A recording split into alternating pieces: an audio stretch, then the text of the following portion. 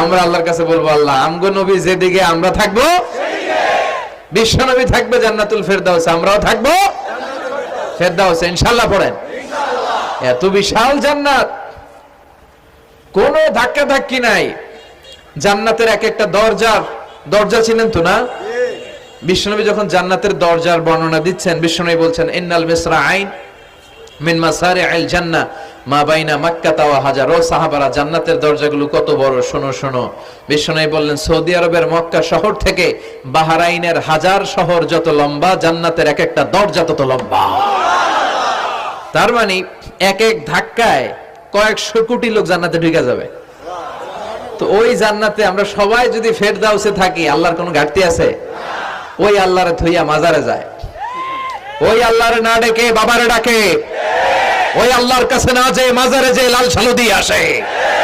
দেখবেন যে লোকটা মাজারে মশারি দেয়, ওর বাবার ডেঙ্গু রোগ, ওর মারে মশাই কামড়ায়, ওর বাবারে মশাই কামড়ায়।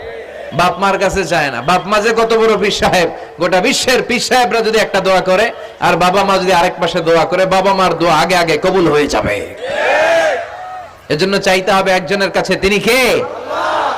বিশ্বনবী যখন বুঝাতেন, মাঝে মাঝে হাতের ইশারায় বুঝাতেন। সুবহানাল্লাহ পড়েন। বিশ্বনবী যখন বুঝাতেন, মাঝে মাঝে প্রশ্ন করে বুঝাতেন, মাঝে মাঝে প্রশ্ন করে বুঝাতেন। He used to throw question to the audience. শ্রোতাদেরকে প্রশ্ন ছুড়ে দিতেন। প্রশ্ন ছুড়ে দিলে কি লাভ জানেন?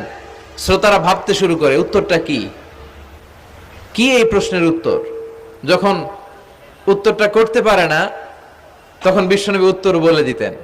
যখন উত্তর করতে যে ঠেকে যায় একটা ঠেকা ঠেকা ভাব, তখন যখন উত্তরটা জানা হয়, ওই উত্তর আর ভোলা হয় না। কথা বলেন। বিশ্বনবী সাহাবাদেরকে প্রশ্ন করলেন, ইন্না মিনাশ শাজারাতি শাজারাতুন লা ইয়াসকুতু ওয়ারাকুহা। ও সাহাবারা, গাছের মধ্যে, বৃক্ষলতার মধ্যে এমন একটা বৃক্ষ আছে, এমন একটা গাছ আছে, যেই গাছের কোনো পাতা ঝরে না। মাসালুহা কামাসালুল মুমিন। ওই গাছের দৃষ্টান্ত মুমিনের দৃষ্টান্তের মতো। বলো তো, হাদিসুনি মা হিয়া, দেখি তোমরা পারো কিনা ওই গাছটা কি? কেউ পারে না। কেউ বলে ওই গাছ, কেউ বলে মরুভূমির ওই ক্যাকটাস গাছ, কেউ বলে ওই গুলমলতা, কেউ বলে ওইটা, কেউ বলতে পারে না। বিষ্ণু বললেন কারোটা হয়নি। ইন্নাহা নাখলা, এটা হলো খেজুর গাছ। সাহাবারা ভাবসারে খেজুর গাছ তো প্রত্যেক ঘরের পিছনে পিছনে, এটা ধরছে নাকি? ধরলে তো কঠিনটাই ধরবে। এজন্য সাহাবাদের প্রত্যেক বাড়ির পাশে খেজুর গাছ। ওইদিকে মন যায় না, মন গেছে দূরে, দেখি তো কোন গাছ, খুঁজে পায় না। সুবহানাল্লাহ পড়েন। তো বিষ্ণু বললেন এই ভণ্ডদের আবির্ভাব শুরু হবে। আমাদের এই সমাজে ভণ্ড আছে না নাই? দুদেল বান্দা কালমা চোর, না পায় শ্মশান না পায় ঘোর, দিন থাকিতে আয়রে পথে ছাইড়া দে ভণ্ডামি, ভণ্ডামি ভণ্ডামি ভণ্ডামি, ছাইড়া দে ভণ্ডামি। নামাজ কালাম পড়ে না, ইবলিশ শয়তানের নানা। আছে না এরকম? ইসলামের লেবাস লাগায়, দাড়ি রাখে, চুল বড় রাখে, জট পাকায় রাখে, রোজা নাই, নামাজ নাই, পরিচ্ছন্নতা নাই, আতর নাই, গোসল নাই। আছে না নাই? এরকম ভণ্ড পীর আছে না নাই? হক্কানি পীর যারা, তাদের বিরুদ্ধে আমার কোনো কথা নাই, কারণ এদেশে অনেক লক্ষ লক্ষ হিন্দুরা এই হাক্কানি পীরদের হাতে হাত রেখে কালিমা পড়ে মুসলমান হয়েছে। তাদেরকে আমরা সাপোর্ট করি। আমাদের বিরুদ্ধাচারণার হুঙ্কার হচ্ছে ভণ্ডদের বিরুদ্ধে। এই দেশে এত ভণ্ড পীর, এই দেশে যত ভণ্ড পীর আছে, অনেক দেশের জনসংখ্যাও এত নাই। কথা বলেন। অনেক ভণ্ড পীর আছে সারা বছর নাকি গোসল করে না, বছরে করে একবার, ওই গোসলের পানি মুরিদরা খায় সব সাবার। আছে না নাই? এগুলোর সাথে আমাদের কোনো সম্পর্ক। বিশ্বনবী বললেন এরকম ভণ্ডদের আবির্ভাব সমাজে হবে কিয়ামতের আগে। এই আলামতটা সমাজে আছে না নাই? দেখেন বিশ্বনবী যাই বললেন অক্ষরে অক্ষরে মিলে যায়। এরপরে বিশ্বনবী ফরমান কাসরাতুল হারাজ, কিয়ামতের আগে হারাজ বেড়ে যাবে। সাহাবারা বললেন ওমাল হারাজ ইয়া রাসূলুল্লাহ, হে নবী হারাজ কি?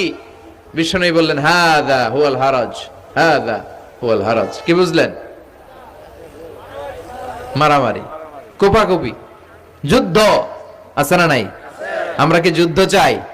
যুদ্ধ নয়, আরে যুদ্ধ নয়, নয় আর কোন তাজালা, সেই পৃথিবী আমাদের সকল মানুষের হোক নিরাপদ আবাস, সেই পৃথিবী আমাদের সকল মানুষের হোক নিরাপদ আবাস। We don't want to see any war in the whole world. We don't want to see any war in the whole world. ঠিক কি না?